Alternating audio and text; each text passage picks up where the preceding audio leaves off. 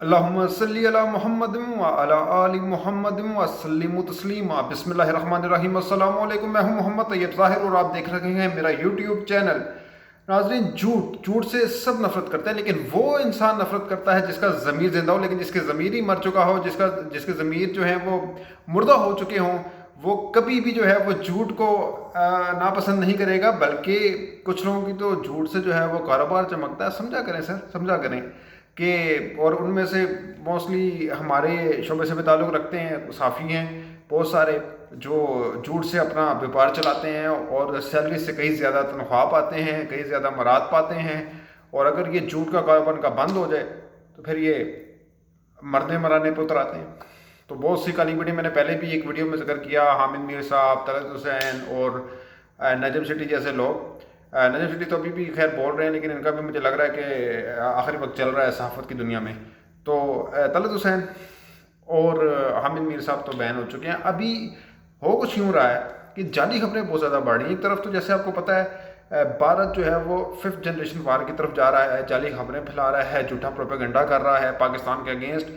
और ऐसे ही कुछ अनासर यहाँ पाकिस्तान में मौजूद हैं जो इंडिया को पूरी सपोर्ट कर रहे हैं। जैसा कि कौमी सलामती के मशीर थे वज़ीर आज़म के मोईद यूसुफ साहब, अभी भी हैं वो। उन्होंने एक प्रेस कॉन्फ्रेंस में बात की थी कि PTM जो है, पश्तून तहफ़्फ़ुज़ मूवमेंट, जो एक बनी थी पश्तूनों के हकूक़ के लिए, लेकिन बाद अज़ां वो एक रियासत मुखालिफ बयानिए पर चल पड़ी थी। वो इंडिया के जो ट्रेंड्स थे उनको पाकिस्तान में उसने फैलाया, मतलब मनफी प्रोपेगेंडा किया पाकिस्तान के खिलाफ। और इसी तरह कोई और भी कठपुतलियाँ हैं जो पाकिस्तान में मौजूद हैं, पाकिस्तान का खाती हैं, लेकिन छेद करती हैं उसी प्लेट में। पाकिस्तान में छेद करने के पीछे पड़े हुए ऐसे अनासर और इंडिया के साथ मिलकर जो है वो पाकिस्तान का अमन को, पाकिस्तान को तबाह करना चाहते हैं, नुकसान पहुँचाना चाहते हैं। तो वहीं दूसरी जानिब ये जो काली बीड़ें जो साफत में भी मौजूद है, वो भी झूठी खबरें फैला कर पाकिस्तान को एक किस्म का बदनाम करने की कोशिश करते हैं। तो इंडिया तो पहले ही आ चुका है, अब हमारे अंदर भी गंदे अंडे हैं कुछ जो इस तरह की हरकतें कर रहे हैं। अब हुकूमत क्या करने जा रही है? अब हुकूमत जो है वो एक ऑर्डीनेंस लाने जा रही है, जो हुकूमत के बकौल फवाद चौधरी के बकौल जो है वो ऑर्डीनेंस बेसिकली बिल होगा और वो बिल असम्बली में पेश किया जाएगा। और उसमें असम्बली में पेश करने के बाद ये बात डिसाइड होगी कि आया वो बिल पास भी होगा या नहीं। तो अपोजिशन ज़ाहिर बात है उसमें शोर शराबा तो मचाएगी, मीडिया का एक साथ देगी कि यार ये ऑर्डीनेंस जो है ये तो मीडिया की आज़ादी सफ़त पर हमला है। और एक बात, कुछ भी हो जाए, कोई हम ऑर्डीनेंस लेके आएँ, कोई बिल लेके आएँ मीडिया के हवाले से, तो वो जो आज़ादी सफ़त पर हमला हो जाता है। और ऐसे जो बेलगाम घोड़े हैं जो झूठी खबरें देते हैं, ठीक है, बाद में डिनाई होने के साथ में माफ़ी भी तक नहीं मांगते। चलिए ट्विटर पे तो डिलीट हो जाती हैं झूठी खबरें, लेकिन अगर एक बार मेन स्ट्रीम मीडिया पे आपकी खबर चल जाती है तो फिर वो डिलीट नहीं हो सकती। वो चल गई तो चल गई। तो ये प्रोपेगेंडा हो रहा है। तो ये ऑर्डिनेंस हुकूमत ला रही है कि ऐसी झूठी खबरें फैलाने वालों को सजा दी जाएगी, जुर्माने किए जाएंगे सर झूठी खबर पर।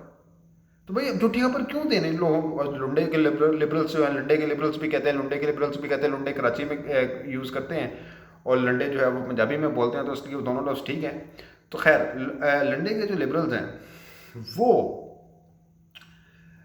उनको ये बात हजम नहीं हो रही, वो तकलीफ़ में आ गए कि यार ये तो झूठी खबर, हम तो हमारा तो कारोबार ही ये चलता था इससे, तो अब क्या होगा? अब तो हमें जुर्माने हो जाएंगे, हमें सजाएँ होंगी और मैं भी पॉसिबल कि बैन भी हो जाए कुछ अरसे के लिए, और कुछ अगर ना सुन रहे तो फिर लाइफ टाइम बैन हो सकता है।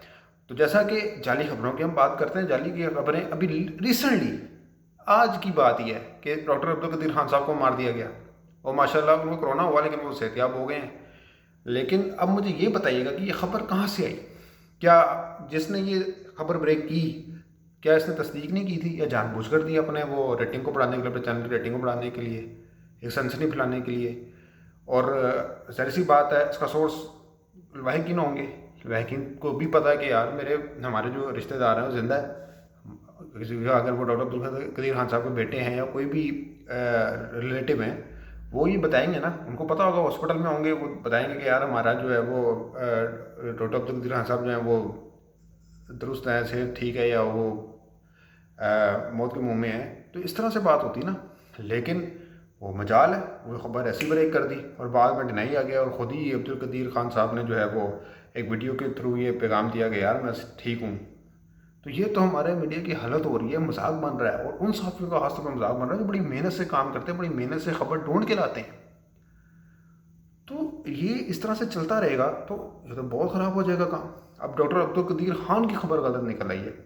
اس کے علاوہ میں آپ کو بتاتا ہوں، جانتے بوجھتے اجمل قصاب کو بھی پاکستان ڈکلیئر کرنے کی کوشش کی گئی، اور یہ سو کالڈ حامد میر جو تھے یہ پہنچ گئے تھے، یہ اسپارکل ٹوتھ پیسٹ جو ہے یہ یوز کرتا تھا اجمل قصاب، تو یہ پاکستانی ہے، یعنی بھارت سے بھی زیادہ ہمارے یہ حامد میر صاحب کو جلدی پڑی ہوئی تھی یہ ثابت کرنے کے لیے کہ یہ پاکستانی ہے۔ یہ شرم کی بات ہے، شرم سے ڈوب مر جانا چاہیے، لیکن شرم نہیں آتی۔ اور پھر ٹویٹر پہ، سوشل میڈیا پہ جب ان کو پتا کہ ان کے گرد گھیرا تنگ ہونے لگا تو سوشل میڈیا پر آ کر ہاں مجھے گرفتار کر لو، ہم تیار ہیں، ہم ڈرتے نہیں ہیں، فلاں ہے، یہ ہے، وہ ہے۔ تو ان لوگوں کو شرم نہیں آتی۔ پاک فوج کو وہ گالیاں دیتے ہیں بغیر سوچے سمجھے، تو بھائی اپنی حرکتیں ٹھیک کر لو تو کوئی نہیں پکڑے گا۔ اور بھی بڑے صحافی جن کو کچھ نہیں کوئی کہا جاتا، تو آپ بلا وجہ اگر کسی ادارے کو تنگ کریں گے تو پھر ادارہ تنگ ہوگا تو پھر وہ آپ کو بھی تنگ کر سکتا ہے۔ تو پھر آپ اس کو کہہ دو جی کہ آزادی صحافت پر حملہ کر دیا، تو یہ آپ لوگ غلط ہو، شرم نہیں آتی ان لوگوں کو۔ دوسری بات میں یہ کہہ رہا تھا کہ ایک تو یہ اجمل قصاب کی بات ہو گئی، ٹھیک ہے، پھر اسی طرح عمران خان صاحب کی شادی کی خبر پھیلائی گئی۔ ایک چینل تھا اس میں میں کام کرتا رہا ہوں، اور اس چینل میں 3-4 گھنٹے یہ خبر بریک ہوئی کہ پاک، یہ اس دور کی بات ہے جب ابھی ان کی ریحام خان سے بھی شادی نہیں ہوئی تھی عمران خان کی، تو اس سے پہلے ان کی پاک پتن میں سے شادی کروا دی گئی۔ وہ 4-5 گھنٹے جو ہے وہ بریکنگ چلتی رہی اور بڑے وثوق کے ساتھ چلاتے رہے، کیونکہ جو چینل کے اونر تھے وہ خود گئے تھے ادھر عمران خان کی شادی پہ، یہ کہنا تھا، اس ذرائع کی خبر تھی ایسے۔ تو بعد میں نا وہ خبر ہی جھوٹی نکلی، فیک نکلی۔ پھر اسی طرح عمران خان کی سیلری کا بتایا گیا جی انہوں نے 8 لاکھ اپنی سیلری بڑھا لیا، وہ بھی خبر جھوٹی نکلی۔ پھر اسی طرح جو وفاقی کابینہ کے ایک وزیر ہیں وہ اسرائیل پہنچ گئے جی، اسرائیل ملنے چلے گئے سفارتی تعلقات بہتر کرنے کے بعد میں، وہ بھی خبر غلط نکل آئی۔ مطلب ان گنت ایسی خبریں ہیں جو جھوٹی ہیں، جعلی ہیں۔